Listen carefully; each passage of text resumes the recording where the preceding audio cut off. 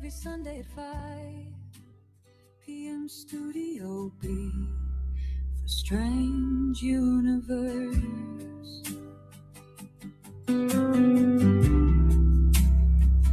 For Strange Universe.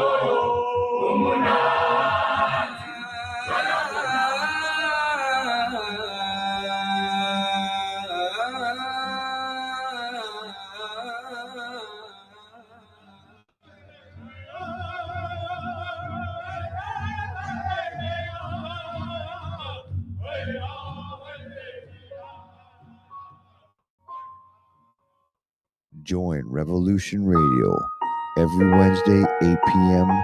Eastern Time on Studio B for Momentary Zen with host Zen Garcia at freedomslips.com, the People Station.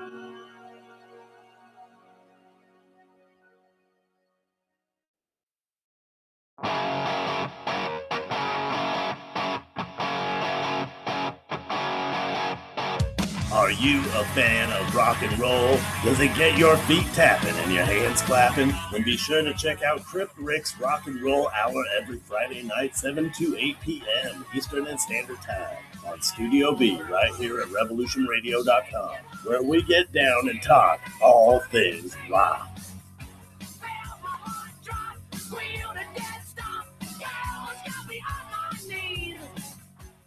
This is the People's War.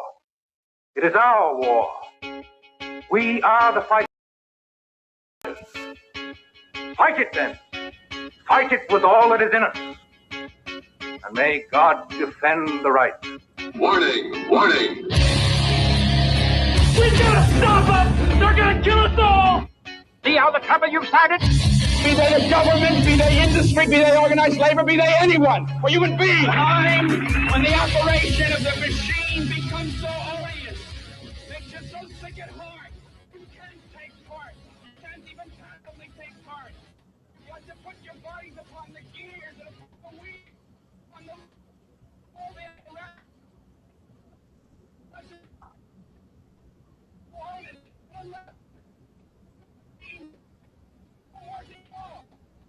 Radio at freedomslips.com, the #1 listener-supported talk radio station, throwing ourselves upon the gears of the machine. Revolution Radio, where information never sleeps. You called down the thunder, well now you got it. Right, you tell them I'm coming, and hell's coming with me, you hear?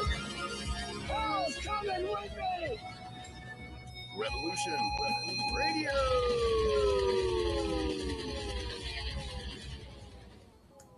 Tune into Revolution Rango. Studio A for Omnium Gatherum, a kaleidoscope of discussion. Thursdays at 4 p.m. and Saturdays at 10 p.m. Only at Revolution Radio.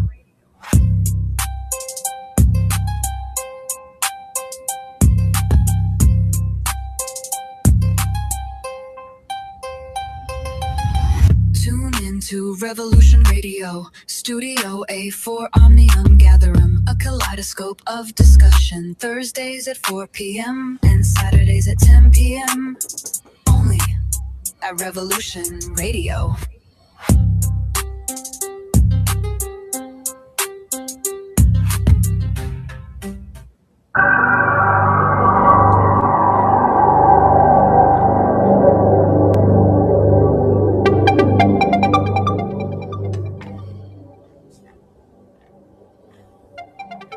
The spice extends life. The spice expands consciousness. The spice is vital to space travel.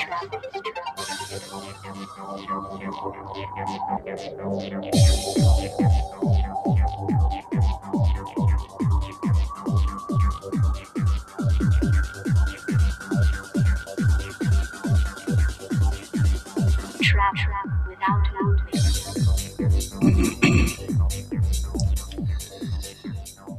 And greetings, Earth Explorers. Welcome to X Squared Radio. I'm your host, Brooks Agnew, coming to you live from an undisclosed location east of the Appalachian Mountains.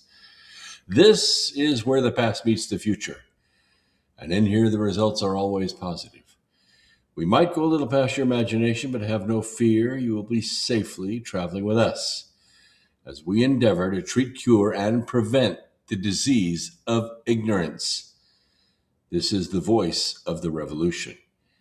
And we are streaming to you live with our great friends at Revolution Radio on freedomslips.org, the #1 listener-supported network in the entire country. We're also streaming to you live on several video platforms on Rumble and YouTube and Twitch, X, DLive, Foxhole, and Truth Refugee. Thank you, everyone, for joining us so early. I think it was 86 Troll was the first one in tonight.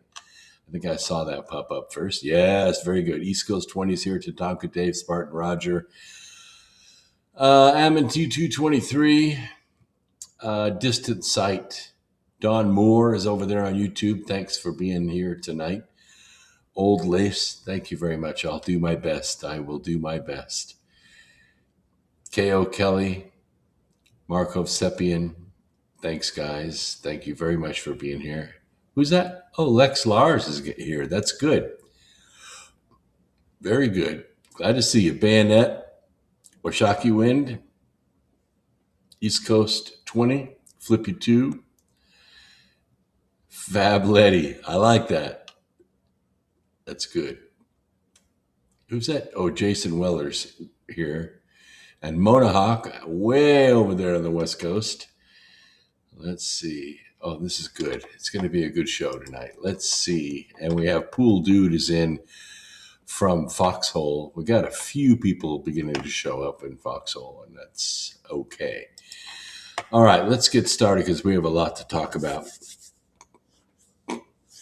Last night was the State of the Union address. It was long, 2 hours. I watched the whole thing. We were on with Toxically Masculine Tuesday with my great friends Mike Bear, Steve Dorn, and the TV's Blake Wally. We had our own analysis of what was going on and what we, kind of what we expected and more. Because one of the things that we were exposed to, and we were kind of exposed to it in the last one, but this one was much more aggressive. We were exposed to the revealing of the enemy within. I think you saw it. I think the president called it out numerous times during the address. And the Democrats were disgusting. They were mean. They were absent. They were pouting, spoiled, rich, holier than thou, and completely twisted. And I honestly think if people watched the State of the Union address, they're not going to vote Democrat. Nobody would vote for that kind of wickedness, that kind of evil, that kind of, childishness. And I don't mean childlike. I would have respect for that. I mean childish, selfish. Like, this is our government and how dare you put your hands on it. Like, this is our way of making ourselves rich and how dare you mess with it. And one of the things that became painfully clear is what we've been talking about on this program for quite a while, to try to make as clear as we can to you, is that without the illegals in this country voting, the Democrats can't get elected. They just don't stand a chance. We now have some of the numbers. We know the Trump administration has deported some 800,000 registered Democrats. And that's going to hurt. That's going to hurt. They're going to have to come up with more counterfeit ballots in order to make up the difference. But the other thing is how they are protecting the illegals in order to protect that remaining vote. And of course, they've been called out for the cheating. The cheat by mail whole system was exposed last night. And it was, you could say that it wasn't proper etiquette. You could say that it wasn't polite. You could say that, you catch more flies with sugar than with what went on last night. But it needed to be said. The people in the world needed to see what we're fighting. 21 states that are controlled by sanctuary cities, by blue cities. There's no such thing as a blue state, only blue cities. And these very large, very corrupt cities have been stealing from the American taxpayer and foreign governments too for a long time and made themselves very wealthy at the expense of the people in their own state. It's horrible to see. And I'm watching it happen in Charlotte, North Carolina. I know you're watching it happen in your city. Charlotte has traditionally not been a blue city. Really, it has not. It's been the center of banking. It's been the center of technology advancements in this state, along with Tri-Cities over there and near Raleigh. But Raleigh's been much more blue than Charlotte has been. But lately, because of the leadership that's been elected in Charlotte, it has become almost communist. They spent a lot of time releasing criminals back out onto the streets, and those streets are committing horrible murders. You saw Irina Zarutska's mother last night highlighted because her daughter was brutally slaughtered riding the blue line, not far from my house, right over here. I can almost reach it. Nobody rides the blue line at night. It's too dangerous. I would say, no, that's not quite accurate. I retract that. White people don't ride the blue line after dark. It is too dangerous. I mean, you're going to lose your life. And they don't charge anything to ride it. So anybody can get on and get off anytime they want, and that's what happens. These criminals move about the city by using the rail. I thought about it, Lex. The thing about it is running for office takes a lot of time and a lot of dedication. I'm a warrior. I'm a digital warrior, have been for 21 years. Here's what I do. I encourage other people to run for office because we need good people in government. I would run for state office. I actually threw my name in for senator because I knew that Tom Tillis would not make it, and knew he was not going to make a re-election. He committed too many mistakes and too many errors relative to what he should have been, a conservative Republican. I helped get him elected. I held a big fundraiser at my plant, and several hundred people came, and the governor was here, and the undersecretary of the EPA was here, and it was a big deal, and Tillis looked great on TV, and we got him elected. And I have regretted it ever since that day. But rather than go out and work against him while he was in office, I predicted that his usefulness in government was over. And so I put my name in the hat almost before anybody else did, because the Republican Party does not primary incumbents. They just don't. The GOP is dead set against it. They don't set aside any money for it. So my campaign manager asked me if I had $6 million laying around, and I said, no, not quite that much. And he said, well, then you'll never make it because Tom Tillis is supported by the GOP and he's gonna win re-election. I said, I don't think so. I know something you don't know, and I think he's going to drop out. I think it's going to be an open race, which is exactly what happened. But we have our crooked former Democrat Governor Roy Cooper and several other individuals who have raised a lot of money and are going to fight it out for that Senate seat. And it's going to be one of the richest battles in the entire country, not one for me to get involved in. So I will sit here on the outside as John Q. Public, and I will hold their feet to the fire. Maybe just a little hotter than you will, because you're a voter and I'm a public figure. So I can do more than you can, slightly more. But the important thing about last night's State of the Union address is that you saw the enemy for who they are. And if the president has his way, well, actually, there's two things. One is no more cheat by mail. Everybody does in-person voting.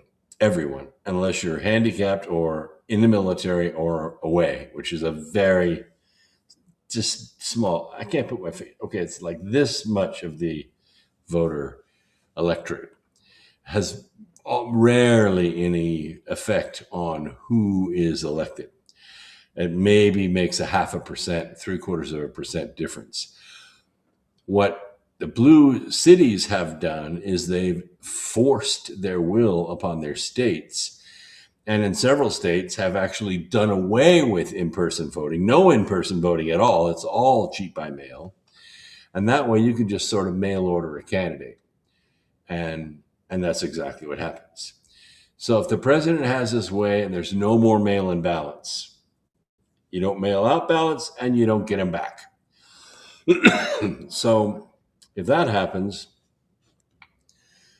the Democrats won't win a single election in those states. The other thing is to pass the Save America Act, which is going to require photo ID to vote. And not just any photo ID. Like in Florida, you can vote with your driver's license. But the problem with the driver's license is they issue driver's licenses to illegals. Yeah, and they issue driver's licenses to professional truck drivers. It's called a CDL. I know, right? I can't read English. I can't speak English. I don't know what any of the road signs say. And please don't give me that written test because I can't pass it.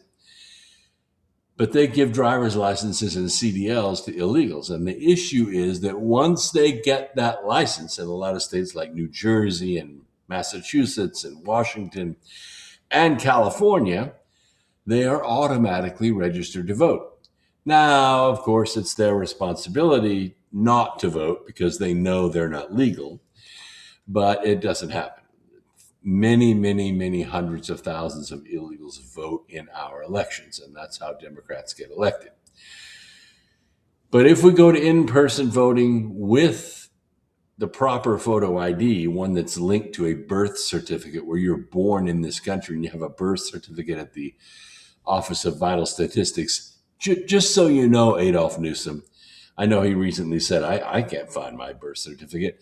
I just want to let you know it's at the Office of Vital Statistics in the state where you were born.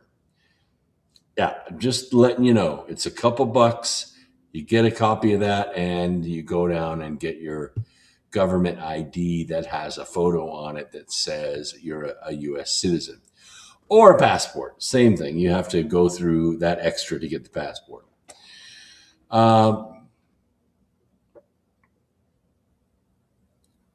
Yeah, exactly. So I'm thinking that if these two things go in place, the Democrats will lose 20 to 25 seats.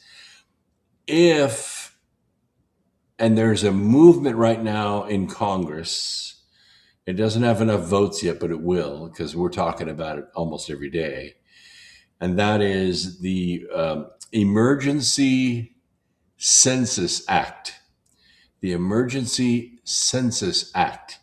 Let me tell you about it. What it means is in 2020, we had a census. The workers went out, they collected the information, they brought it back in. And it is this information that states use for apportionment for congressional representation and among a bunch of other things. And one of the questions that used to be on the census for a long, long time, for probably half a century or more, is a statement of citizenship. Okay, we got 10 people living in this house, so many men, so many women, so many children, and so many citizens. Yeah. But what happened in 2020 is the Democrats prevailed because they had stolen the election. The Democrats prevailed, and what happened was they blocked citizenship from being required as a declaration on the census. And so what happened millions and millions of illegals were counted as residents on the census. And what this did is it allowed the blue cities to apportion themselves a certain number of congressmen just based on population, even though that population was not made of citizens. Now, under the Emergency Census Act, the census would be redone on an emergency basis for two reasons. Number one is mass migration shift. We call it a remigration. That is to say, millions of people left California and went to Tennessee and Florida and Texas. Millions of people left New York and went to North Carolina and West Virginia and Florida. And in fact, it was so pervasive.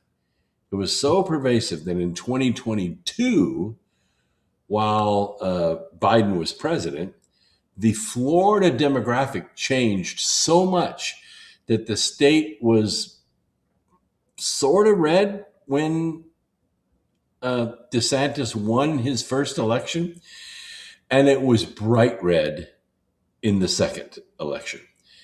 And it wasn't that the people, changed their ideology. It's people that were conservatives moved into the state, swelled that state, totally changed the demographic. Well, that happened to other states as well. And so that mass migration altered the demographic. In fact, California lost 2 seats in Congress because they didn't have the population anymore. The population had left. They had a net loss in population growth. And so if you take those two things into consideration, it's time for an emergency census. We cannot wait until 2030. It has to be done now. And if it's done, the Democrats will lose 18 to 20 seats because their representation comes from those districts that are made up of illegals that make those populations, and they're voting. So I think those two things are going to carry a lot of weight. I think the Emergency Census Act is probably going to pass in some form. And I think that the cheat by mail is going to be stopped. So there are states that are going to have to change the way they do things. Washington State, there's no in-person voting at all. And there are other states that have a huge amount, like Arizona has maybe 3 million mail-in ballots, but they don't actually get mailed out, but they do come in anyway. Pennsylvania, you know what I'm talking about, the states that we've been having all the problems with, especially with the money of the Common Cause, which is a nonprofit out there, trying to manipulate our elections. And don't forget about Google. I covered it last week, or actually on Sunday, where Mr. Sindar, now I can't even remember his name. Pichai, the CEO of Alphabet and Google, is Indian. And he is shifting and announced that he's going to spend $15 billion doing this, shifting the center of AI and all things technology online from the United States to India. As if, this is really gonna subvert a lot of the president's plans for being a dominant in AI. But you recall that they openly bragged about and acted on that assertion, or on that public announcement, that they were going to try to influence the election. And they shifted about 6% of the electorate by manipulating search terms. So if you put in a search term, if it's Trump, if it's Hillary, if it's disclosure, if it's economics, whatever the search term is, Google manipulates the websites that you can access. Nobody wants to dig down 3, 4, 8, 10, 20 pages into Google. They take the first page is about 90% of the clicks. And then 10% is spread over the second, third, fourth, and etc. I know this because of Google marketing. Everybody knows this. You Google something, the first 6 or 7 results that come up, and they usually date them. Like if I Google something, I want 2026 information. I don't want 2022 information or 2016 information. So I just scroll past all that stuff. But that's how Google manipulates the information that you get. So here's what happens. When you have an argument with somebody, anybody, I don't care, one of your friends or an enemy or just arousing their faculties in a bar, the very first thing they're going to do is they're going to whip out their phone, open up Google, and they're going to put in a search term of what you just said. And Google's going to give them their version, the Indian version of what the truth is. And then that person at the bar is going to stand on that. Well, Google says this, but you know it isn't true because you were there. You know it isn't true because you witnessed it. You lived through it.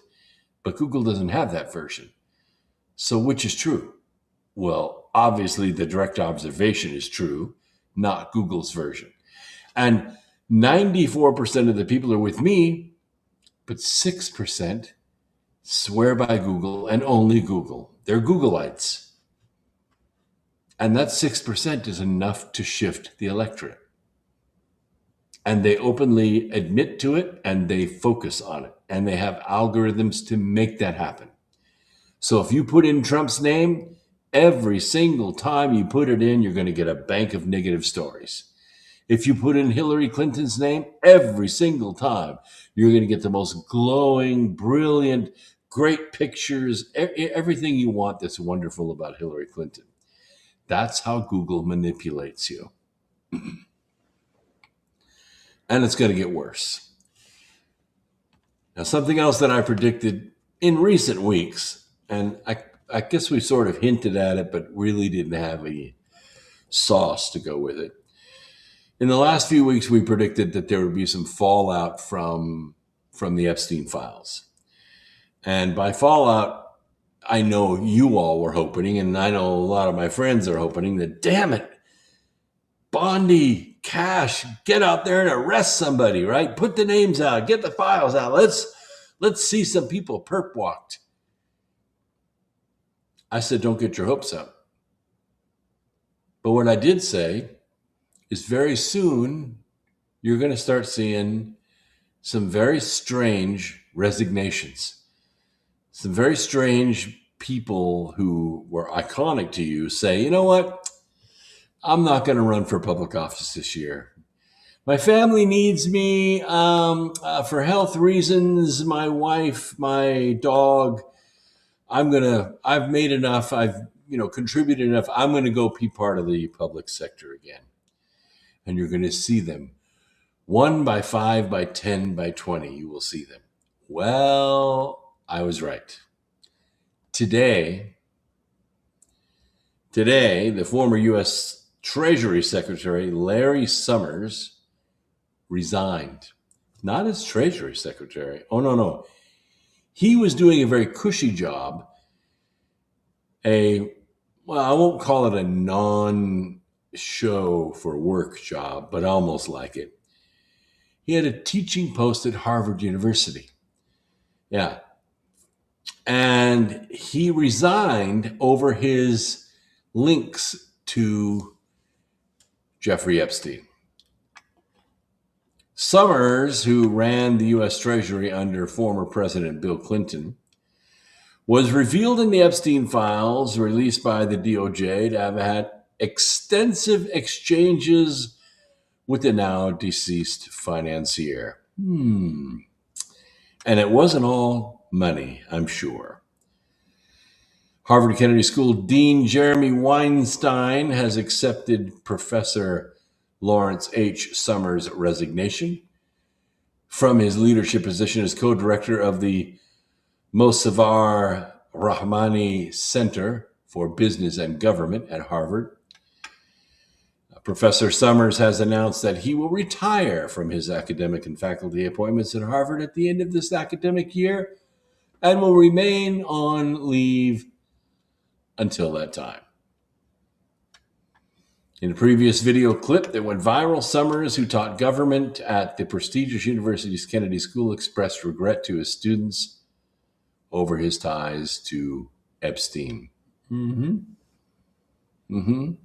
see, the mere mention of someone's name in the Epstein files does not itself imply any wrongdoing by that person. However, the documents made public show, at the very least, connections between Epstein or his circle and certain public figures who have often downplayed or even denied the existence of such ties. They lied about it. Now, does that mean that they were in a hot tub with Menudo? Does it mean they were dancing with preteens in the nude at midnight? Possibly. But Epstein cultivated a global network of powerful politicians, business executives, academics, and celebrities, all of which he attracted to the island, not for the weather, but for the skin. A number of prominent Americans, from the Clintons to Microsoft co-founder Bill Gates, have had their reputations damaged by their friendships with Epstein. But no one other than Epstein's ex-girlfriend has gone to jail. And she wants out. And Boebert says, not only is she not getting out, we want her in more harsh conditions. Believe it or not, the Democrats are still inhibiting Trump's cabinet from being appointed. Yes, to this very hour. President Trump's nominee for Surgeon General, Dr. Casey Means, defended her views on vaccines, autism, and public health in a state confirmation hearing today. But her responses underscored the steep challenges she faces in winning support from Democrats. It's been almost 14 months, and Trump's cabinet is still not approved. And we're not talking about complex stuff here. We're talking about Surgeon General. We're not talking about somebody that could really affect the world. Means, who's a physician aligned with the Make America Healthy Again movement, sought to frame her approach as focused on chronic disease and patient empowerment rather than vaccine skepticism. I know exactly what she's talking about. I mean, I get a bill every other day, it seems, from Atrium Health. And it's $25 here, $50 here, $100 here, $1,000 here. It's not breaking the bank, but what the hell is going on? In her opening statement before the Senate Health, Education, Labor, and Pensions Committee, she said, I quote, "Every American shares a core yearning to thrive and help their families thrive. But we are asking people to make healthy choices in environments that are squarely structured against them." That's right. We're loaded with vaccines. We are, driven by the food that we eat into type 2 diabetes. Anybody, in their 40s or 50s or 60s that is 50, 60, 80 pounds overweight, it's because of the food you're eating. If you go back to the 50s and 60s and you look at the pictures of people your age at the beach, there are no fat people. There were no fat people because they ate different food than we're eating. I'm not saying they ate differently. They still went to the fish fry. They still like hamburgers.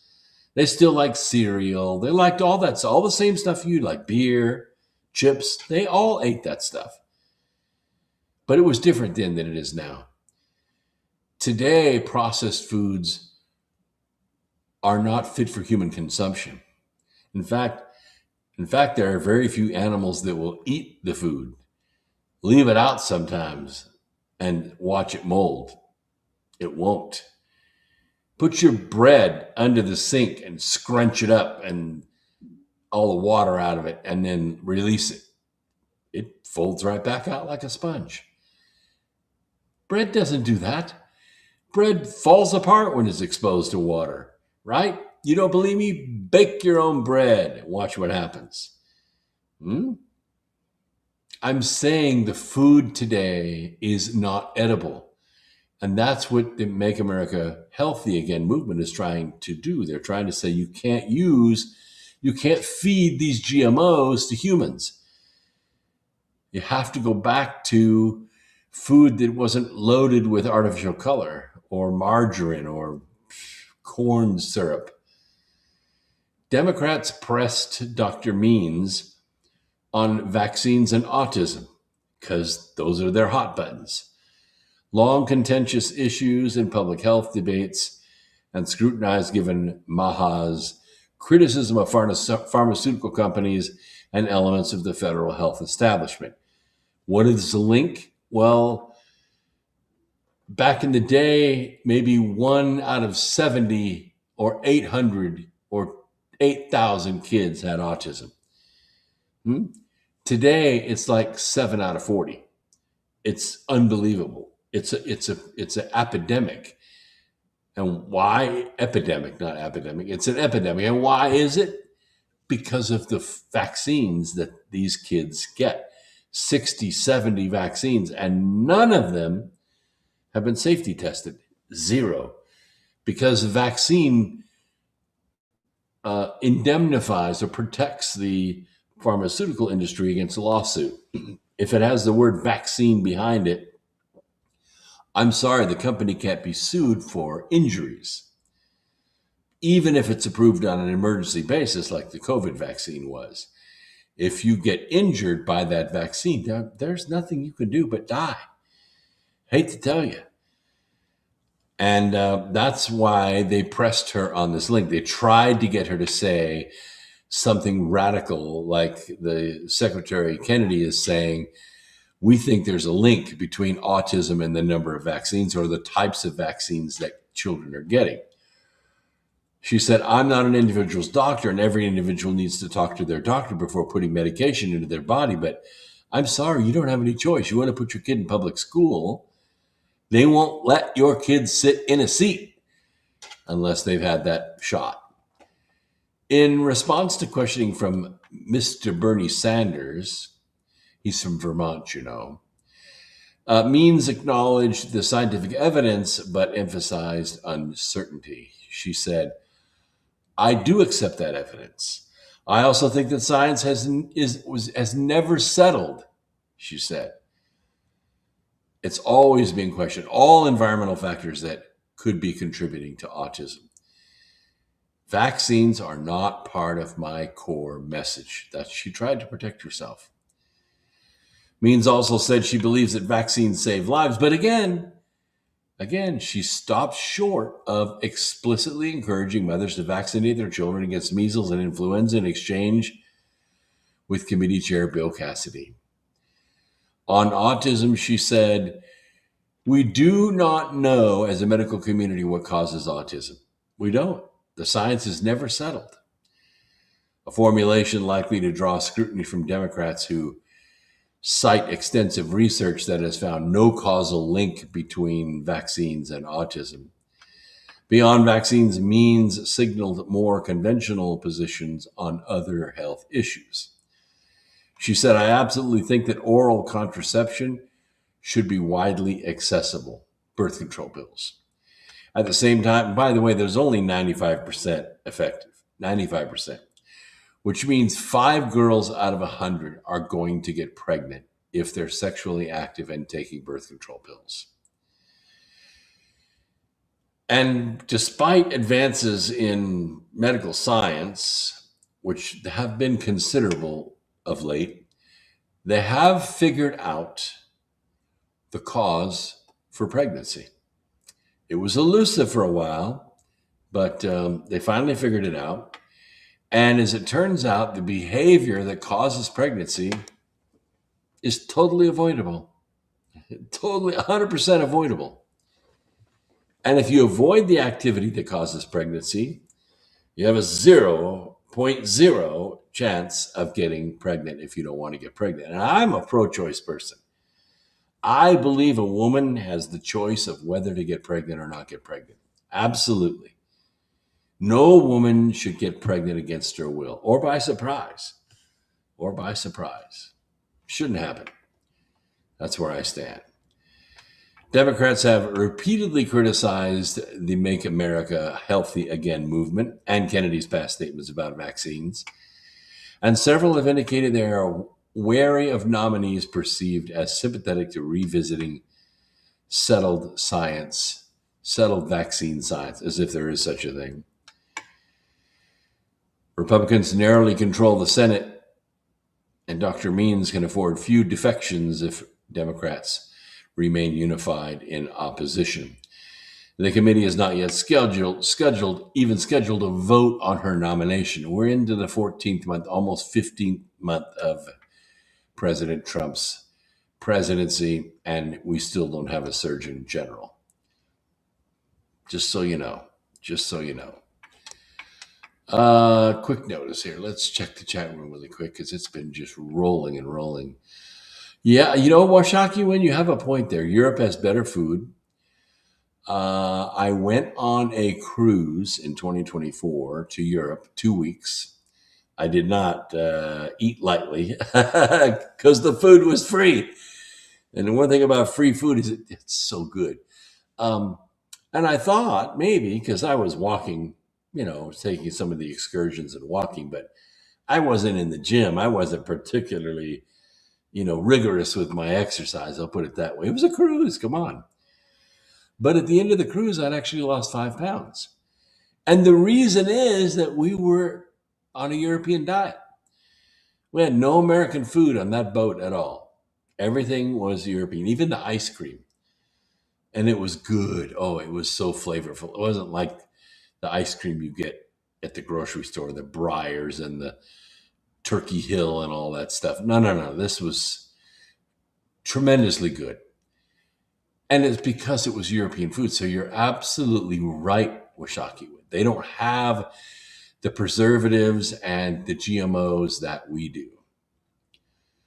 What is this? Lex Lars says, why do Vaxxed emit a 6 double-digit Bluetooth NAC code? Yes, check for yourself. Download. I did not know that. So I can actually pick up a Vaxxed person with my Bluetooth on my Apple? I don't know. I don't know if that would work or not. What would happen if you paired with it?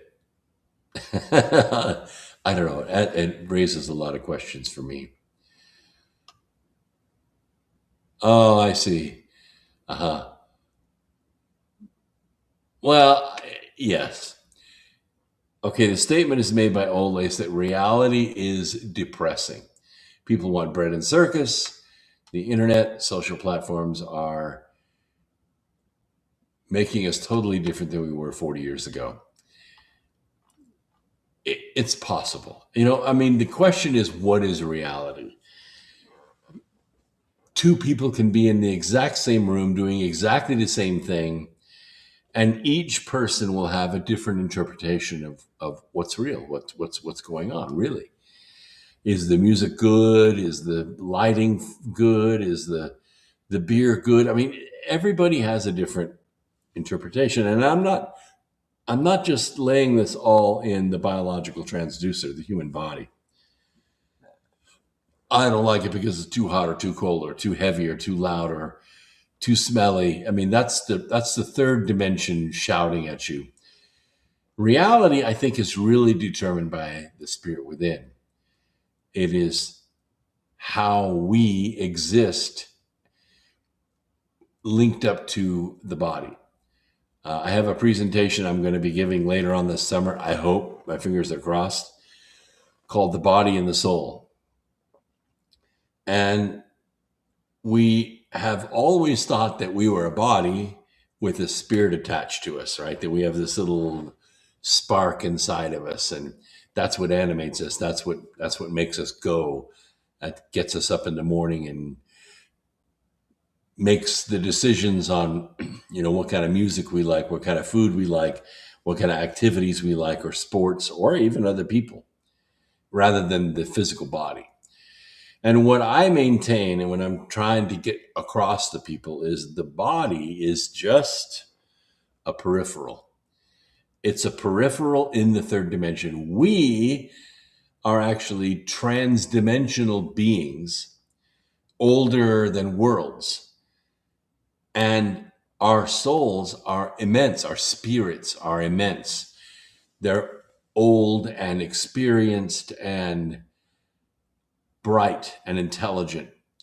But the body, being this peripheral, being the printer, being the, let's just call it the part that we feel the third dimension with, because obviously pain is what makes you think you're alive. And we get trapped in that. We get trapped in that third dimension thinking that this body and all the chemicals that are in some sort of balance or imbalance are what make up reality. And it is not. It is not. It is our spirit that makes up reality. I asked the question in manuscripts that I wrote way back in 1973. That's like way back in the last century. And what I was wondering about in that manuscript is, when we go to sleep, are we awake? And actually, when we open our eyes, are we asleep? Is real? I mean, what is actually being interpreted? And where is it being stored? Where is it being measured and weighed? And it's being weighed in the spirit. Yes, there's muscle memory, of course, shooting a basketball or riding a bicycle or walking for that matter. But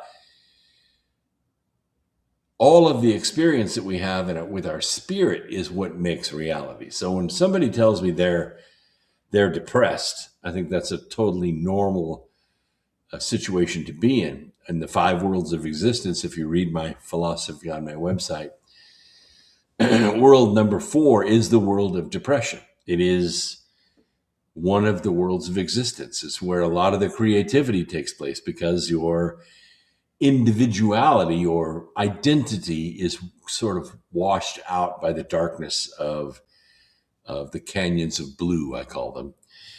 But it's not where you live. It's a place you pass through, because you have world number 1, which is the world of work. You have world number 2, which is the world of study and learning. And you have world number 3, which is mischief and adrenaline and sex and all of that. You have world number 4, which is depression. And world number 5, which I call celestial living. It's more like being an angel than being a human. But here's the deal. Humans are not meant to live in any one world all the time. We're supposed to have all 5. We're supposed to balance all of these. Anybody that says they're never depressed is not living right. They're not taking risks. They're not failing. They're not reflecting on what it is they have done and thinking about what they could do better or what they could not do again. That's part of it. That's the self consideration that makes up world number 4. It's all about self. It's all about you. And nobody can take that away from you. I mean, friends can't come in and whisk you out of that world. You could take drugs to deaden it or to chemically lift yourself out of the world temporarily. But if you don't deal with what it is that got you there in the first place, you don't grow. You don't grow. And I see a lot of people like that. People that tell me they have a therapist and they couldn't imagine going forward in life without a therapist. I think that's where it comes from. Sometimes people just cannot handle the loss or the rejection or where they fit in society. And so they have to have somebody tell them that it's okay, or somebody help them think through that and get through the canyon and get back up on the ridge and get back into the game, either learning or playing or working. And I have often found in my life, which is considerable, almost 3/4 of a century, that work is the best way out. Seriously. Hard work, working in the garden, laying some brick, painting the house, mowing the yard, some kind of physical sweating work that you can just turn the brain off and totally focus on the physical active work. When it's done, you feel better. A lot of people that are depressed, they don't exercise, they don't get out and do anything, and they don't have control of that. And so they have to take some kind of drug to mask it. So there's my statement on reality. And there are lots of detox. We'll talk about that. Well, I'll mention it during the break. I want to talk a little bit about the reign of the judges, because there's something President Trump is doing that's been long overdue. We've talked about the UN, United Nations, many times about this basically gluttonous meetings that they always have. If you've ever been to the UN building in New York, the one thing that you will take away from it as a member of the public, I don't think you're a representative of the UN, but if you go there, you can visit it. The one thing you'll take away is that the buffet is absolutely freaking world class. First class, chefs everywhere, carved meats, all kinds of desserts, wines. That's what they go for. That's why these nations love being members of the UN, because they go there and they stuff their faces and drink bottles of the best wine in the world, and they feel important. It makes them feel important. However, not much gets done there. A lot of anti-American sentiment. Of course, America has veto power, and America fronts most of the bill for operating the UN, although President Trump has taken out some of the budget, which they don't really like because they can't jet around and do what they want to do and make themselves feel important. And the UN is kind of a place where ambassadors raise a lot of money for themselves. You remember Samantha Power bought herself a seat in the Obama administration as the ambassador to the UN. And there have been other people that have done this too. The former governor of South Carolina, Nikki Haley, she did the same thing, wanted to be ambassador to the UN. So one of the things that these people do, and it's a big, big activity when they get into the UN, is they dial for dollars. They start raising money off of other nations, doing favors, trading votes for cash, stuff like that. And they end up building a book large enough, some of them large enough where they can run for president. Others just make themselves rich, as the case of Samantha Power. Nikki Haley did try to run for president, tried to call in a lot of the favors from her ambassadorship at the UN. Didn't work out too well for her. But Samantha Power made herself very, very rich and ended up starting a nonprofit, an NGO in Nigeria. And Biden funneled her billions of dollars, which, by the way, has never been accounted for. Samantha Power is doing quite well, always has done well. She's rich anyway. But this is an organization that we've really had troubles with. So we have had trouble spots in the world, and one of the trouble spots that we've had most recently is Gaza. Okay, Gaza, unfortunately, was used as a human shield between Israel and Hamas. And Hamas was launching all kinds of rockets and doing assassinations. And, you know, you've seen all the violence. And put that aside just for a moment. Hamas had to go. And the trouble is that Hamas used Gaza as their shield. And what happened is Gaza just got the shit blown out of it. It is in really bad shape. Damascus, the same way. And so President Trump has put together what the UN should have been doing all along, except they were too busy drinking wine and eating Brazilian. He put together the Board of Peace. And the Board of Peace, to get on the board, cost $1 million. You're going to have a buy-in. So the Board of Peace immediately began to put together some of the best, smartest minds around. And they are considering Gaza. Now, I have maintained on this program for quite a while, there is no reason whatsoever that Gaza could not be the new Singapore. If you recall, after World War II, we've covered this before, Singapore was so bad. It had the crap kicked out of it so bad because it traded hands a lot of times in World War II because of its strategic location. It had the absolute shit blown out of it numerous times. And it was so bad that when rebuilding time came after World War II, Malaysia just pushed Singapore out. They just said, it's too bad, it's too far gone. We're not going to spend the money to refurbish that area. And so the Singaporeans decided to do it themselves. They did it themselves. They put their backs into it and their ingenuity into it, and look at it today. It is one of the most peaceful, beautiful, productive, and amazing cities in the world today. And it did not take long. It actually did not take long. Gaza could pale Singapore. It is so strategically located. And if you just made a canal from the Mediterranean into Gaza, which could easily be done, where you had a calm waterway in Gaza that had access to the Mediterranean. It would take some serious dredging, but it could be done. You could turn Gaza into the most beautiful city in the Middle East.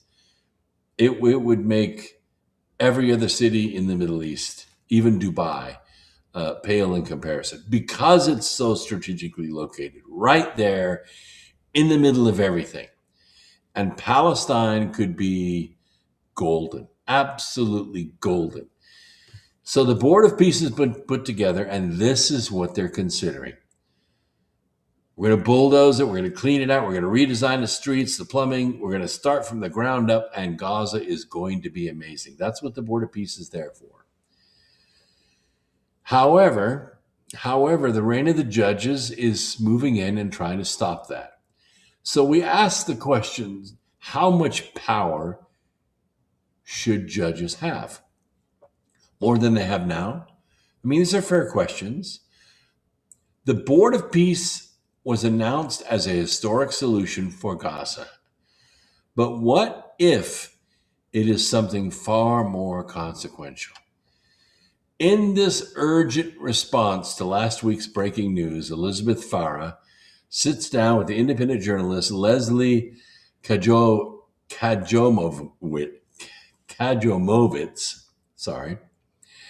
to examine what the Board of Peace actually is and what it is not.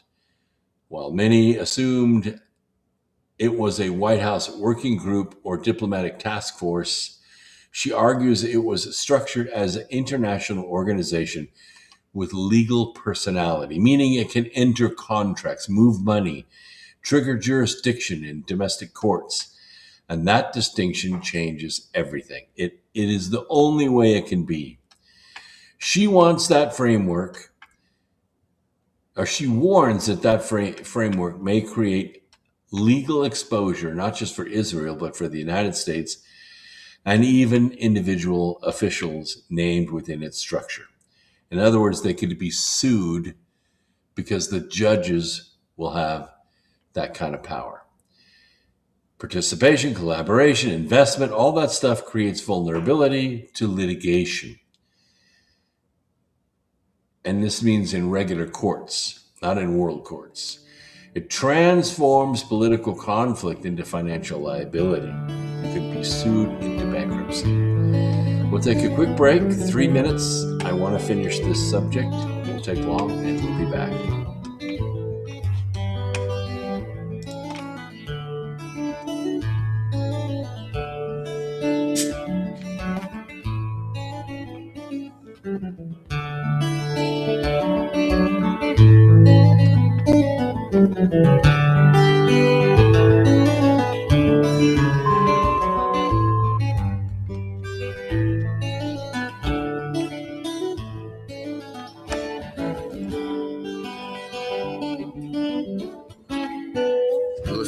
Revolution Radio at freedomslips.com. We'll be right back after this message.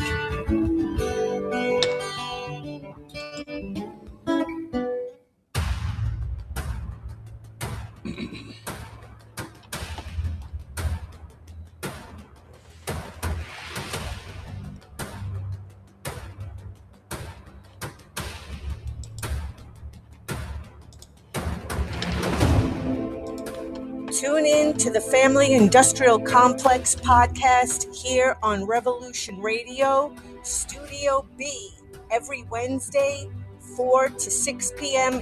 Eastern Time. Get fit, empowered, physically, mentally, and spiritually.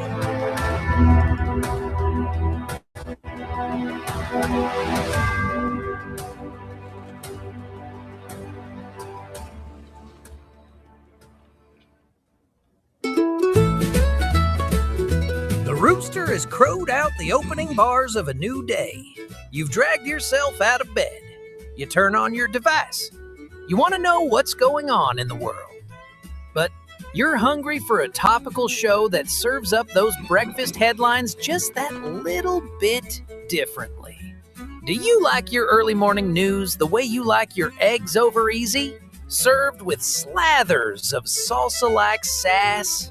Do you like those first headlines of the day to deliver a punch as powerful as that first cup of joe? Join Mitchell Bupp at his breakfast table for Revolution in the Morning, where he will digest, dissect, and dismantle those new day's national and global news headlines with razor-sharp relish. Find Mitchell here at revolution.radio every Monday, Tuesday, Thursday, and Friday morning, 8 to 10 a.m. Eastern on Studio B.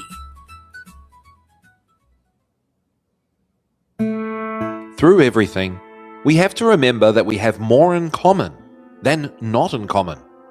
And to find this common ground, tune in to Conversations with Eagle Flower, Wednesdays, 4 p.m. to 5 p.m. Eastern Time on Studio A. Because we come to this table of life to learn in the best possible way and experience this gift of life from our mutual Creator. So let's learn together and build our best future with Conversations with Eagle Flower, Wednesdays, 4 p.m. to 5 p.m. Eastern Time, Studio A on Revolution Radio.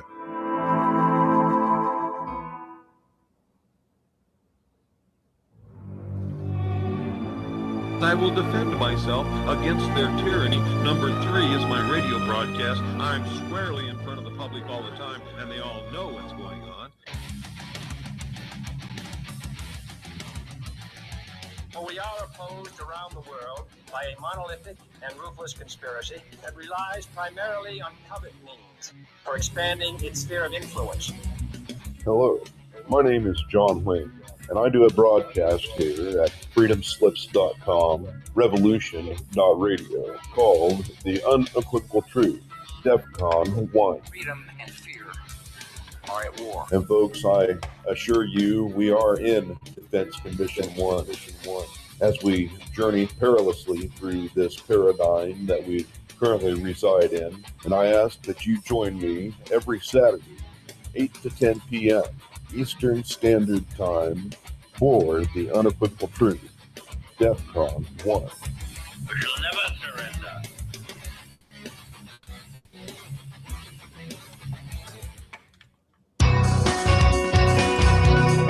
Thank you for listening to Revolution Radio at freedomslips.com. Any commercial advertising you may hear in this program is of the sole discretion and benefit of the host of whose program you are listening to. Revolution Radio does not endorse any commercial products, nor does it accept monetary compensation for on-air advertising of commercial products, nor will it ever. We are and shall remain 100% listener supported. Any product advertising on this program are considered used at higher risk, and Revolution Radio shall not be held liable for any claims or damages received from any product advertised within this program. Revolution Radio, where information never sleeps.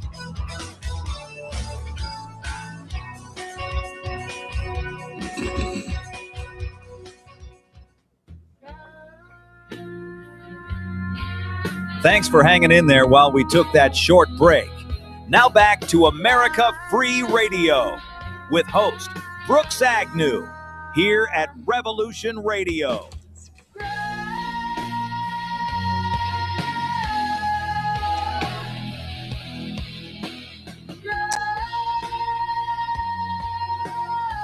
Oh, thank you so much, Revolution Radio, for that great station identification. I appreciate it so much. We would be nowhere without our listeners at Revolution Radio. They're listening by audio all over the world through TalkStream Live, iHeartRadio, TuneIn, Orange, all kinds of different digital radio outlets, and we appreciate you out there. So listen closely, because we're going to go to my website, which is brooksagnew.com. Now, if you're watching by video, this is super easy, because we're already on my America Free Radio website as the background. And what I'm going to do is just scroll down a little bit and click on where it says Brooks Agnew's homepage. It's brooksagnew.com, brooksagnew.com, and you'll know you're in the right place because it'll say, I'm Brooks Agnew. There's my picture. It doesn't get any easier than that. And there are two buttons you need to pay attention to. One is Get My Free Newsletter. That's about as simple as I can make it. It's free, which means it don't cost nothing. It'll have a link to tonight's program, and it'll have some other goodies and stories in there that you could just delete if you want to, or you can share with friends, or you can read it.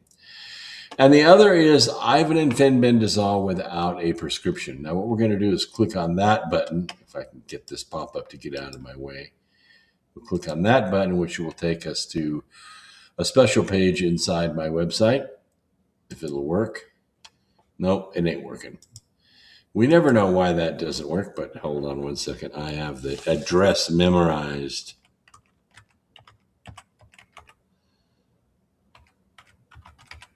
If I spell it right, it should take us directly to the page. Now, the reason that this page is important is because it allows you to get ivermectin and fenbendazole without a prescription.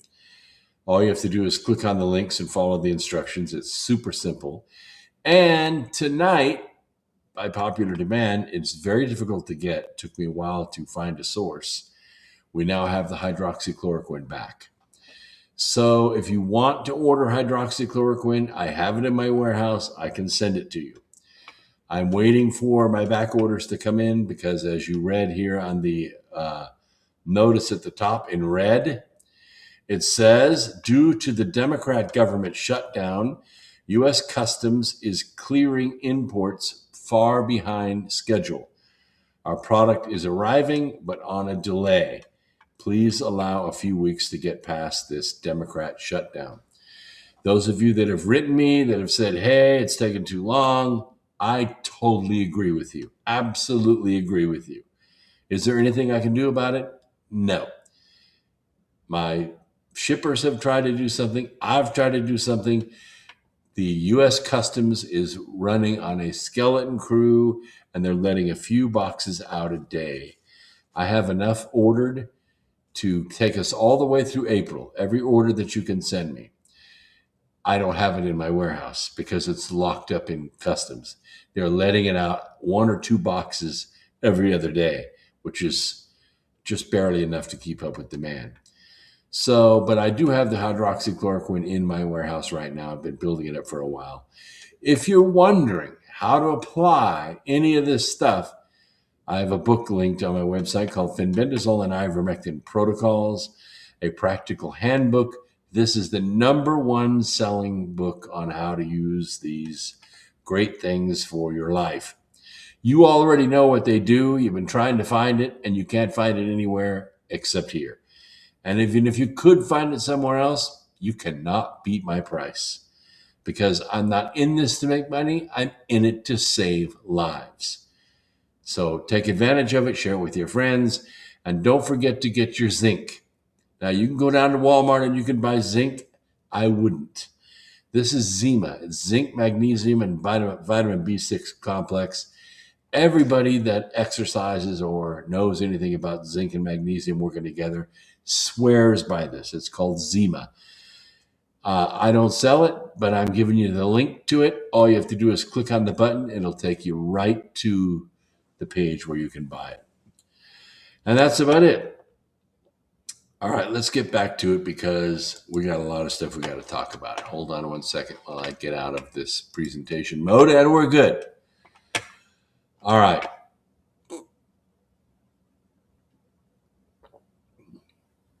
I want to finish this story about Gaza because at the center of this discussion, they're trying to do something the UN can't do. They can't do it. They won't do it. At the center of the discussion is a deeper question about the concept of sovereignty. Okay, because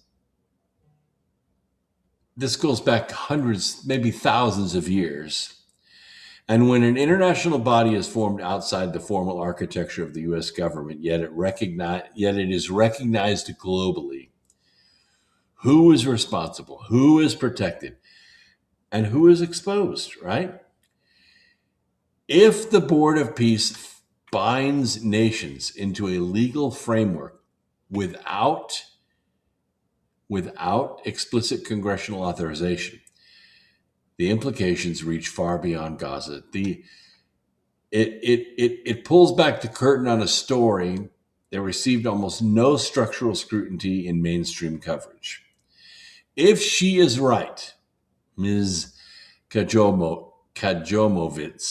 is right, the Board of Peace is not just a diplomatic experiment. It is a legal architecture with consequences that could reshape how lawfare is waged against sovereign states. How much power should the judges have?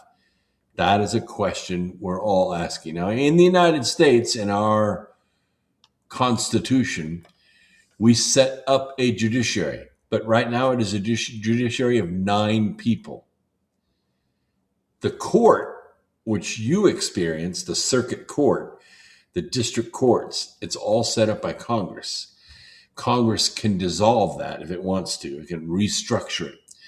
The issue is that there are some 667 federal judges in our system, and many of them, over 150 of them, have decided to step out beyond their jurisdiction, enter universal injunctions, temporary restraining orders, things like that, stop the president from doing his job and doing what is necessary to save the world and save our country.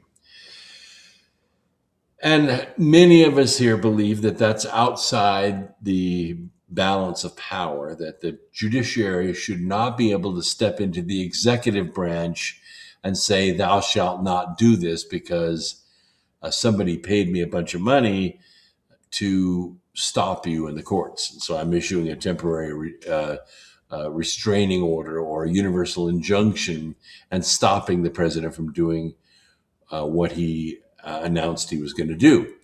And Gaza is going to be the same way. We don't want to see Gaza bogged down in a bunch of lawsuits.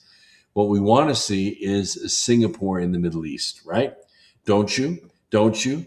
You want to see Gaza and Damascus both swept away and rebuilt as modern cities with electricity that works all the time, clean water, no rockets. Singapore doesn't launch any rockets at anybody. Singapore doesn't launch any missiles at anybody. Singapore doesn't have any sniper teams that go over the border into Malaysia and kill people. Make it stop. And if the UN can't do it, then maybe the Board of Peace can. And I think we should set some kind of infrastructure to keep the judges out of it. All right. Something else that's in the news, and I mean, it's going to be in the news tomorrow. I'm looking a little bit in the future. I hope you don't mind. When President Trump gave the mullahs 15 days to come to the table, it should send a signal to them that they cannot deny. Every single time President Trump has given somebody a timetable, you got 10 days and we're coming in.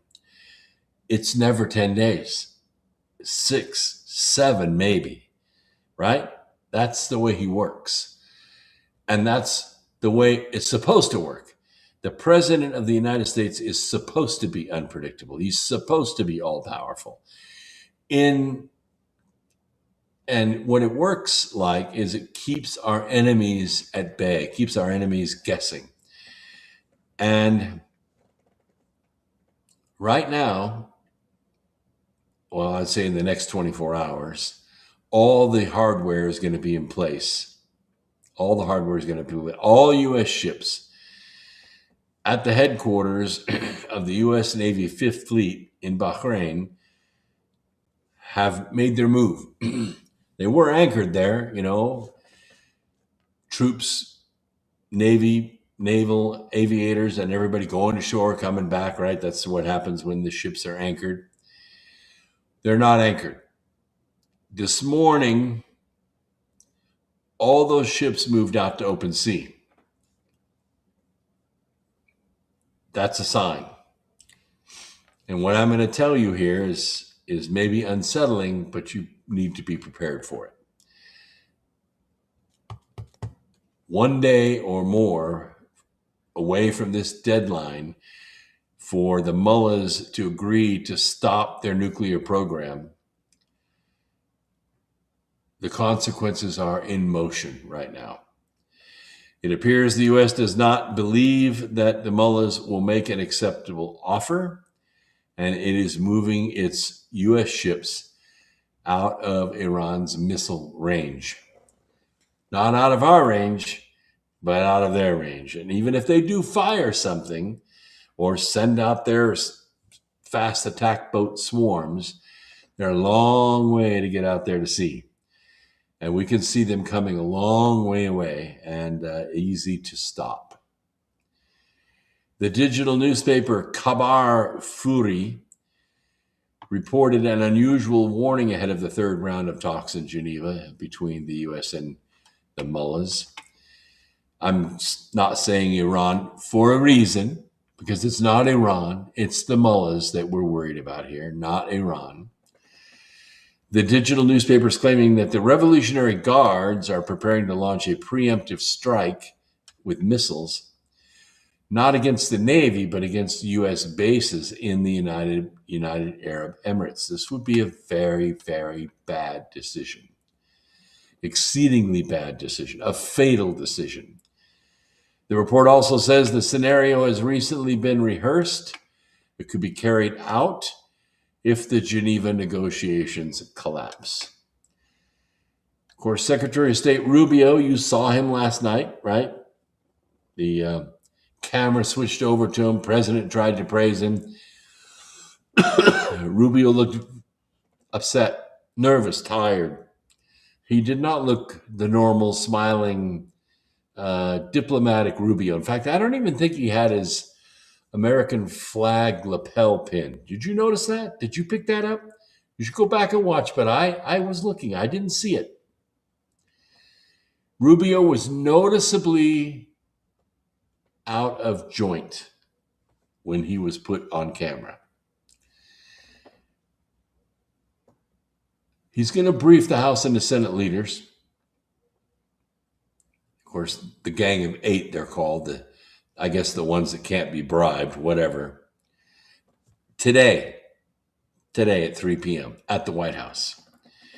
And, of course, the topic, I can't speculate. I don't really know. But I would say it probably deals with the mullahs.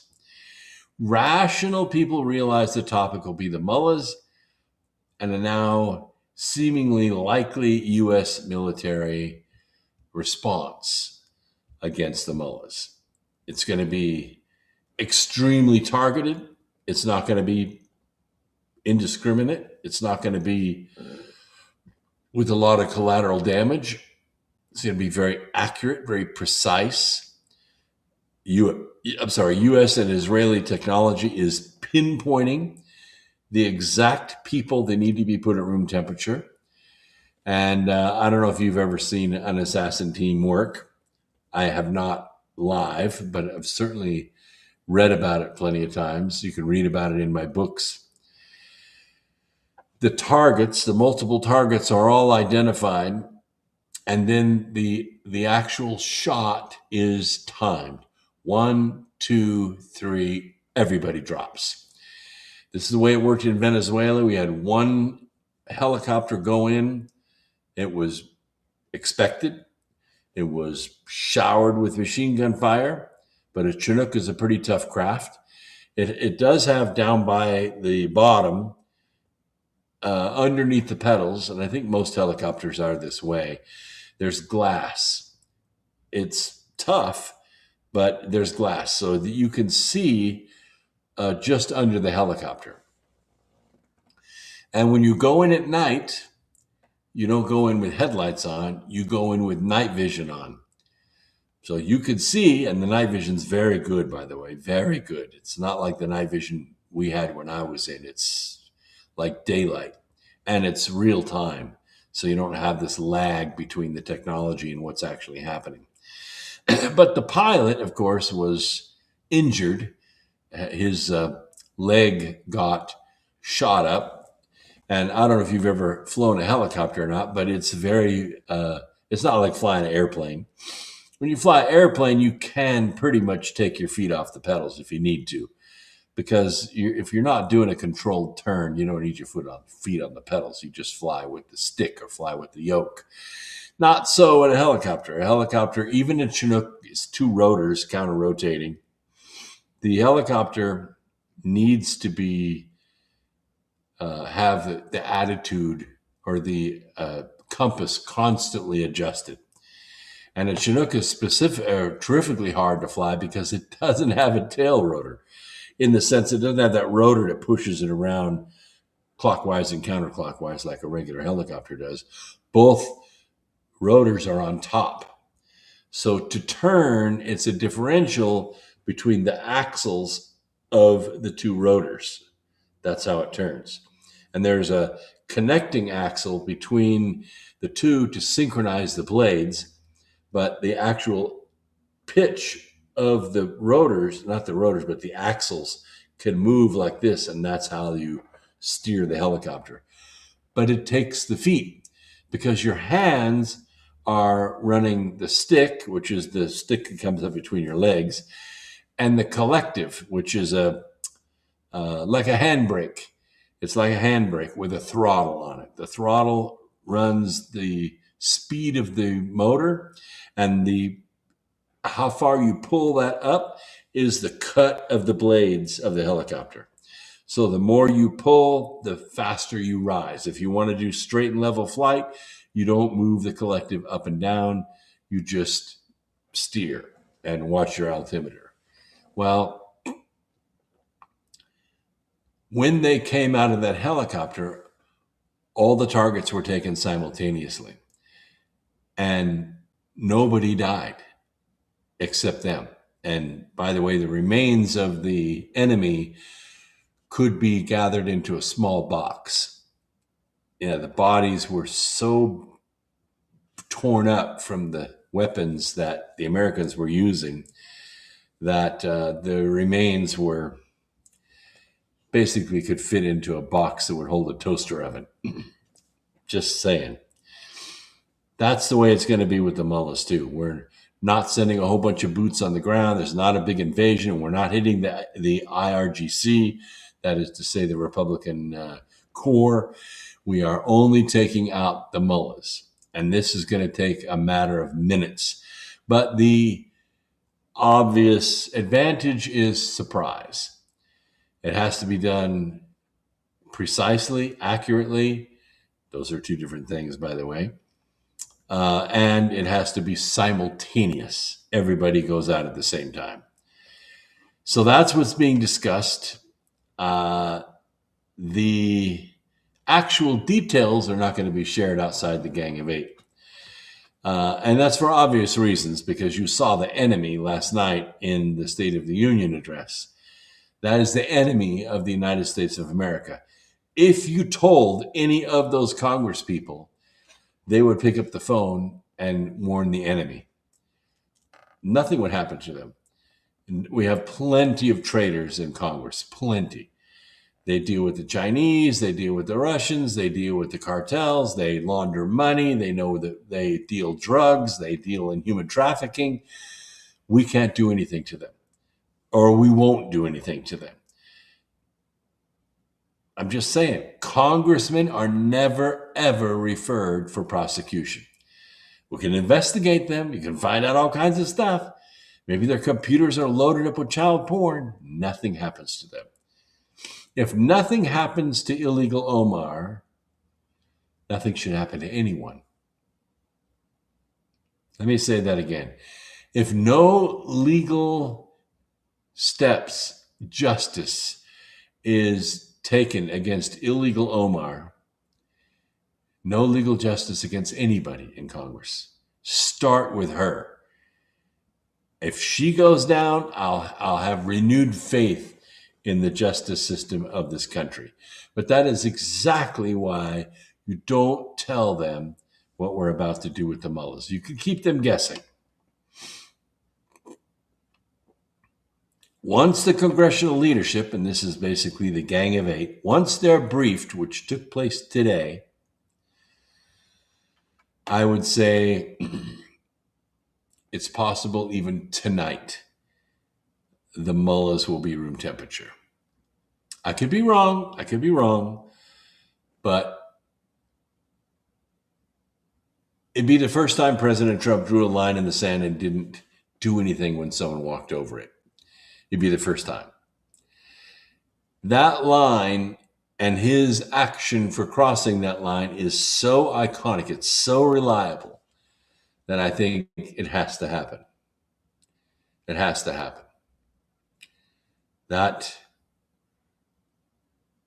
if Congress, the body Congress, actually knew about it, it would be leaked. It would be leaked and American lives would be at stake. In fact, I would think they would probably launch against everything. They'd launch against the ships. They'd launch against the American bases. So that's why Congress isn't going to know diddly shit about it unless they're listening to this program tonight. And I'm not giving you any information that you don't already know or suspect. But my guess is by sunup tomorrow, there's going to be a new headline. And the headline is going to be that we took action against the mullahs and they cannot be reached for comment. All right, let's talk a little bit about the EPA. I talked about this a little bit, about how the EPA is being reined in. February 12th, that, of course, repealed the EPA's Agency 2009 finding that so-called greenhouse gases, carbon dioxide, constitute a pollutant. I have said for a long time, but I've made it crystal clear that the creation of the term carbon footprint was key to building this Jenga tower that they have built called the EPA. The revolt against carbon footprint is going to take down a lot of what the EPA has done to us, namely push vehicles so far out of sight that only 37% of the country, and I'm talking about the entire country, 300 and something million people, only 37% of them can qualify to go in and buy a new car. That's how far out of sight it is. I mean, how would you like to build a product that only about a third of the country can afford to buy? Doesn't sound like a very winning proposition to me. Everybody, 63% of the country has to buy a used car. And I'll go a little step further. They have to buy at a buy here, pay here lot. They can't go to the bank and borrow the money at 8.5% and buy a vehicle and pay it off in 3 years. They're too expensive. That's why you have the buy here, pay here lots. That is to say, you go in, you find a 5-year-old vehicle with about 80,000 miles on it. It looks clean enough, and you finance it at that lot. They finance your vehicle. So basically what that lot is doing is they're buying the vehicle for about $3,000. They're selling it for about $7,500 to you, and they're charging you weekly. So you have to make your payment weekly. If you miss a week, they come repo the car and they resell it. That's called a buy here, pay here lot. You see them all over the place, all over the place. Chances are, if you see a used car out there that has a little paper license plate on it, a paper license plate, and the ink's kind of faded a little bit, they're only supposed to last 30 days. Chances are that vehicle was bought at a buy here, pay here lot, not at an actual used car dealer, and they're not making a monthly car payment, they're making a weekly car payment. Yeah, that's right, Brown Tail, at 27% interest. Yeah. But that's okay, I guess, because that interest is going to be tax deductible if it's an American-made car. The New York Times had a story on the 17th of February. Regulatory rollback tears down barrier to gas-guzzling cars. I think it was an unfair article because what is gas guzzling? I drive a Ford F-150 2016. It gets 22 miles to the gallon on the highway and about 19 miles to the gallon in town. Now, it can be considered a gas guzzler because it has a big V8 in it, but I can haul a boat, I can haul trash, I can haul bricks or whatever, lumber, whatever I want in it. That's why I buy it. That's why I drive it. Vehicles that get 30, 40, 50 miles to the gallon may not be gas guzzlers, but they lack other things. They're not safe to drive because they can't do enough power to get themselves out of trouble on the highway. And if you smack something, it's going to fall apart like a daisy smack with an iron. My truck is not. Those little cars will. Anyway, despite the president's estimate that the change will save Americans an average of $2,400 a car, I think it's going to be more like $5,000 or $6,000 a car. Yes, and that's because the car makers don't want to put all these things in the vehicle that supposedly take the carbon out of the exhaust. They don't want to do it, and people don't want to have it. So the logical decision was voiced the other day. Why not just build what people want? Why not just build what people want to buy? When's the last time you saw a car with 600 horsepower with a top speed of 175 miles an hour? Today, probably. Today, right? Where are you going to drive that car? By the time you hit second gear, you're breaking every law on the highway because people want to buy them. Corvettes. Look at the Corvette. Corvette's is probably the most popular sports car in all of America. Totally crazy car to own. Fiberglass body. I saw one get hit the other day. It's not really sideswiped. There was a truck that pulled out, a pickup truck that pulled out past a semi into traffic, and there was a second lane of traffic, and the Corvette smacked into that truck and basically did a 180 and ended up on a side of the road. It was a convertible too. Was the guy hurt? He was shaken up, but he wasn't hurt really. Airbags didn't deploy or anything like that. It is insane to drive a two-wheel sports car. And who do you see driving them? Guys like me, right? 60, 70 years old, and they're driving their dream car. They're driving a Corvette. Does it have a carbon footprint? Who the hell cares, right? Ford made an Expedition, biggest SUV on the road. Had a third seat, 8 people could sit in it comfortably without rubbing up against each other. Hugely popular vehicle. They had to stop making it. They had to stop making it because the EPA made them stop making it. You know what the second most popular big third row SUV is out there?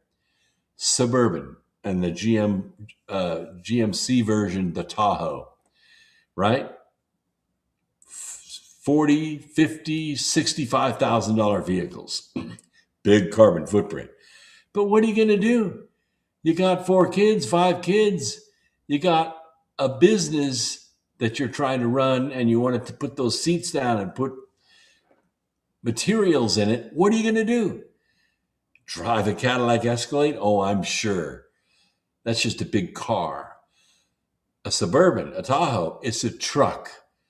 It's a truck frame with 3 rows of seats. The point is that this argument, this debate we've had about how serious a threat carbon emissions pose to the Earth's climate, it's over. Okay, the myth has been dispelled. The Earth is not warming because of the cars we drive. In fact, it isn't warming, it's cooling. The statistics show the Earth is cooling. Of course, I blame that on the cars too. It's ridiculous. Simply following the facts that are relevant to assessing Adolf Newsom's ominous warning, reliable estimates of global temperature changes suggesting a gradual increase, they only date back to, the late 19th century, which is like a snap in time geologically. Over a broader time span, a reasonable time span, the little ice age happened. It dated variously as extending from the 16th to the 19th centuries, about 300 years, or from about 1300 to 1850, the Northern Hemisphere experienced an extended period of cooling, which scientists attribute variously to such causes as cyclical lows in what? Well, they didn't have cars back then, so what could it possibly be? Oh, yes, solar radiation. Yeah. Heightened volcanic activity. Variations in Earth's orbit. None of which had anything to do with the internal combustion engine. The causes had nothing to do with the internal combustion engine. Not diesels, not cars, not motorcycles, not lawnmowers or weed blowers, leaf blowers. Europe suffered a catastrophic decline in average temperature, leading to widespread crop failure during the Great Famine. Oh, when was that? Pretty recent. 1315 to 1317. Yeah, and it resulted in widespread population loss and social upheaval across Northern Europe. And the head of Copenhagen's consensus pointed out, to this very day, annual global deaths from excessive cold are way higher than those caused by heat. It's true. But the facts aren't enough to convince the left. They suggest the need for greater caution on the part of politicians like Adolf Newsom and Al Gore, but they don't want to express caution. What they want is you to give up your money to them so they can save the planet. Dr. Stephen Koonin, who's a theoretical physicist who served as Undersecretary for Science in the Department of Energy, by the way, under Obama, in the title of his well-researched 2021 book on the subject, Unsettled, among the outright myths repeated in the Times story, but debunked by Koonin, is the claim that global emissions are the main driver of extreme weather events, such as intensifying heat waves and droughts and hurricanes and floods. It's all bullshit. It's true. And any scientist worth his salt knows this. Given the disposition of large swaths of the American and European population to accept exaggerated claims by these politicians like Adolf Newsom and Al Gore, along with a widespread decline in the caliber of elementary and secondary education in the United States. In other words, we're putting a bunch of dumbasses out of our government schools. I wonder what percentage of the population realizes that CO2 is actually something that human beings and all animals, even bacteria, emit every time they breathe. It's called respiration. And by the way, without these emissions, all the plants die. Plants live on CO2. If you eliminated the CO2 and the plants die, we're done. That's it. That's it. All mammalian life ends. And what I want to focus on here is the legal basis for Trump's repeal of the EPA's 2009 finding, or rather, the lack of any such basis in the first place. Under the authority of the Environmental Protection Act of 1955, a great year because that's when I was born, the EPA was charged with setting and enforcing standards aimed at combating such recognized threats to human health as urban air pollution, acid rain, toxic air emissions, and ozone depletion, as well as water pollution. Now, while the act was amended several times through 1990, Congress did not broaden the EPA's mandate to cover alleged threat of climate change. Climate change was something totally different. I kind of agree with the pollution standards. No dumping sewage into the water. No having unfiltered stack gases going out into the atmosphere from a coal-fired plant, right? Every time you see one of those diesel trucks accelerate and you see that rolling coal out of the pipe at the top, it doesn't look good. It hangs in the air. When I was growing up in LA, we had days throughout the year when we were not allowed to have physical activity outside. Yeah, and I'm talking about it in the 70s. The smog was so bad that you couldn't go outside and exercise. You could see it, like across the football field, you could see the smog that would roll in from LA and stack up against the San Bernardino Mountains. Today, 50 years later, there are way more cars than we had then, way more. About 3 times as many cars, but the air is clean. I remember I was taking flying lessons. I think I was 14 years old. I was taking flying lessons out of Fox Airport, and I took off at 7 o'clock in the morning, clear blue skies, no problem. I was going to go out to the valley, do an hour's worth of maneuvers, and come back. And that's exactly what I did. I took off, went out to the valley, did a bunch of turns, did some slipping, normal stuff that you do when you're practicing, turned around and flew back to the airport. But guess what? The smog had rolled in from the valley, well, through the pass anyway, and I couldn't see the airport. I was at 2,500 feet.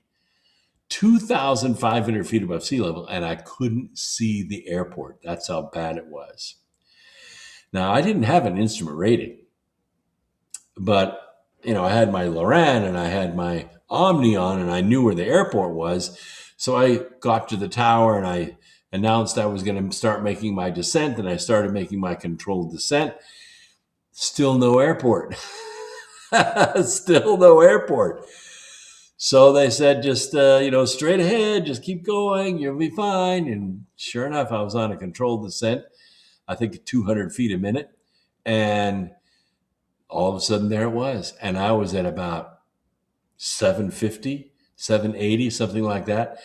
And, I killed the throttle and landed. But the point is that the smog was bad in the 70s.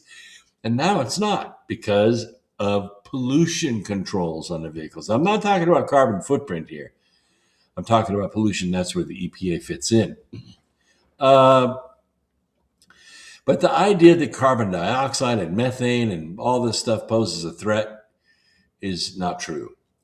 It's not true. When it came to the automotive transport under the Biden administration, the atrociously misnamed Inflation Reduction Act of Congress enacted a system of tax subsidies to reduce the price of electric vehicles. But gas vehicles went up to cover the cost because everybody was losing money on the electric vehicles because they didn't do what I told them to do. They didn't build them the way we built ours. Ours, we could operate off way, way less electricity than the modern ones. That's why you don't see electric pickup trucks out there, because they don't have my patented design. If you want to know my patented design, just look out my window. Look out my window right here. You see this window right here? This window? If you look out that window, you're going to see two prototype pickup trucks that I built myself. And that's the secret to pickup trucks. Just come on over. They're about $250,000 a piece if you want to buy one.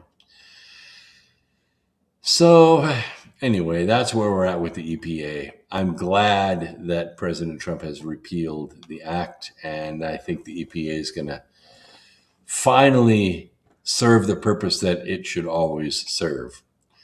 All right, let's talk a little bit about UFOs in our final time here. Because disclosure is a big deal. Literally a couple days ago, President Trump directed the Pentagon and other federal agencies to begin identifying and releasing government files related to UFOs, now formally referred to as unidentified anomalous phenomena, UAPs. Of course, I want them to show us the ship. That's what I'm all about. In fact, I will be on Coast to Coast with George Noory on the 26th at 10 p.m. Pacific, and this is exactly the subject we're going to cover in great detail. But the directive follows several years of increasing institutional attention on this subject. Congress has held formal hearings with sworn testimony, which has been mostly a lot of bullshit. I listened to all of it, Grush, etc. They didn't tell us anything we already knew. I think Nancy Mace is pushing to see the ship. If she would just get me or Mike Barr or somebody really authoritative on the subject, we could get to the heart of the matter. But she keeps calling celebrities, and she's not going to get anywhere doing that. Because disclosure is not just about evidence. It's not. When information challenges basic assumptions about reality, institutional knowledge, or mankind's place in the universe, carries a lot of other ramifications. Disclosure isn't just a scientific event, people. It is a psychological one. It's a psychological one. I understand in years past they didn't want to say anything about it because they thought that religious people would go jump out of the windows or whatever. But come on, people, use your heads here. You read the Bible, you've read it, right? Or had it read to you or heard parts of it, right? By the time you get out of Genesis chapter 6, you're introduced to 5 races, none of whom are from here. You already know all about off-worlders. The stories are right there in Genesis chapter 6. Why would you be psychologically devastated if you discovered that there were off-world races here on this planet, or that there have been? I mean, depending on what's released, the psychological reactions are going to vary. I've always said, and the question's been asked on social media, if alien life is here, who should be the representative of Earth to speak with them? Well, me. I should be. Everybody in the UFO community, everyone, doesn't matter how young or how old, knows that if Brooks Agnew says it's real, by God, it's real. You got to bring the sauce. You got to bring, and I have an open invitation. Any aliens that are here on this planet, come to me. Come to me. When you're ready for the introduction to humankind, come to me. We will walk out on the stage together, and the entire world will say, oh my God, it's Dr. Agnew. It's got to be real. And it will be. But that hasn't happened. I've had that open invitation since 2019, since my first appearance at Contact in the Desert. No one has ever taken me up on it. So depending on what is released, different psychological effects could be forthcoming. Some people will be overwhelmed. Some people just won't believe. That's why I'm saying let them come out with me. Nobody else. Everybody else is a celebrity. Everybody else is a poser. I'm the only one with a truly objective point of view. And if I come out with them, it's real. But I got to say, all these responses are valid. The people who would be in disbelief, the people who would be psychologically crushed if there was intelligent life that could perceive time, which we're the only beings on this planet that I know of that can do that. Another being that can communicate and can perceive time steps out in the public and says, welcome or thank you for your great hospitality over the last few thousand years that we've been here. I don't think it's going to happen because I don't think they can exist in our environment. I think the bacteria and the viruses that we have as part of our DNA is not part of their DNA, and they have to stay sequestered from us, and that's why they fly around overhead, but they never land. They never come and say, it looks like you guys are having a party down here, and we thought we would stop and say, hey, what's up? Information from the government, it doesn't get processed in a neutral way. They airbrush it out. They take ownership of it. And it lands whatever level of trust or distrust squarely in their lap, right? You're used to it. NASA, never a straight answer, right? Trust in these institutions is just not there. We don't trust them. You can trust me, but don't trust them. You don't. How people respond has a lot to do with how credible they will perceive the information to be. The way the government discloses will significantly shape the credibility of the information and therefore its psychological impact. And the government's going to spin it to do the best advantage to them. If it makes people unstable and makes them lose trust in what they know to be reality, then they're going to look for somebody to lean on, somebody to support them, somebody to tell them it's okay. And I promise you, there's a division of the government that's willing to step forward and do that. Yeah. So we've had occasional shifts in reality in our population of humans, have we not? Right? I mean, for several thousand years, we thought that the sun revolved around the earth. Was it highly destabilizing to learn that the earth revolves around the sun? No, not really. I mean, it was to the church, but did people lose their minds over that? No. When people got into boats and sailed past the horizon and noticed there was another horizon and the stars changed and they could follow them and go even further, did that psychologically affect the world? No, not really, right? We just kept sailing and we discovered the earth was round and you didn't fall off the edge into space at the edge of the flat earth, right? So we've had a lot of epiphanies, a lot of discoveries like that. Is it going to be radically psychologically destabilizing to find out that there are other intelligent races, although small in population, that live here on this planet, share this planet with us? Maybe they're from another star system, and maybe they're just leftover from an ancient civilization that was here on the earth before our civilization got here. Maybe they're not entirely human, or maybe they are. Maybe they're ultra-terrestrials. But I know lots of people in the UFO community that just swear there's something like 38 different races here. Blue people and insectoids and reptilians and Arcturans and something called Pleiadians. I mean, I know what the Pleiades is. I get my telescope out and look out there and see the Pleiades. That's what we call it. It's a Greek myth, the Pleiades, right? That's where we got the name from.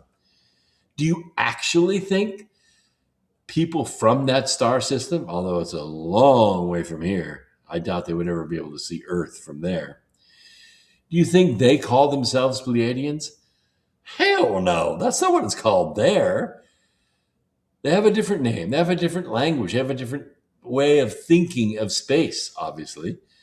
We can't barely get to the moon. They're going to cross 10,000 light years to get here? Ridiculous. They're not going to call themselves Arcturans. They're not going to call themselves Pleiadians. Will you get a grip? If they're here, and Nancy Mace, Congresswoman Nancy Mace, has alluded to the idea that they may be transdimensional, and that may scare some people, that people can travel vast distances in space by transdimensionally moving themselves without a ship or whatever. That's not that crazy. You and I are both transdimensional beings. I said earlier, we're older than worlds. When we were bonded with our biological transducer through the birthing process, it was a miracle for sure, but we're not just a baby. Once we remember who we are, you realize you're a transdimensional being having a mortal experience. Now, what is odd about this assertion by Nancy Mace and others she has spoken to is that these physical beings are making a transdimensional travel. They're stepping through time, stepping through dimensions, and popping up in our space. Now, that's kind of remarkable. I would like to see that. I can do it in my mind. I can mentally go there and experience it, but not physically. If they can do it physically, it almost makes them like angels, does it not? Yeah. Well, that's where we're at. I don't have any more information than that. But like I said, if there are any aliens out there that are listening to this broadcast, either transdimensionally or physically, I have an open invitation. Please take me up on it. I promise you we could change the world, or maybe save the world. I think that's a better way of putting it, don't you think? Don't be planning any vacation to Mexico in the near future. It's too dangerous. Too dangerous. A lot of people still stranded down there, people that just made it back, and they're saying never again. No more Acapulco, no more Puerto Vallarta, none of that. Not going to Cancun, Too dangerous. Yeah, well, I want you to take care of yourself because I need you and I care about you. So don't take chances. There are plenty of great places here in this country to have a vacation. By the way, if you haven't been to the beaches of Alabama, holy crap. They're so beautiful. Sugar white sand, clear blue water. It's unbelievable. Best kept secret in the entire country. Try it out. Nobody in Alabama is going to hurt you. No cartels or anything like that. This is America Free Radio. My name is Brooks Agnew. I've been your host for the last 2 hours. I appreciate everybody in the chat room. I tried to be as interactive as I could. 2 hours go so fast on this program, so fast. We're here every Wednesday, every Sunday, and on Monday mornings at 9 o'clock, I'm on Awake Nation with David Zublik. And on Tuesday nights at 9 p.m., we have Toxically Masculine Tuesday, a very irreverent look at the news, but I think it's the best roundtable on the internet, bar none. So, peace, Earth Explorers. Now go out and do great things, and I'll be right there with you.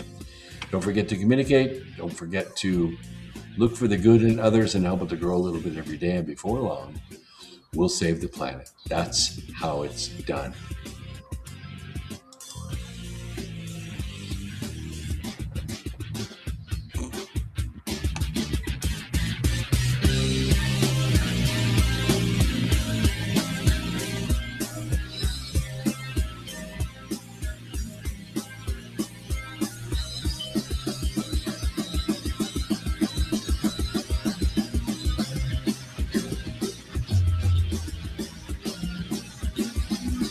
Thank you for listening to Revolution Radio.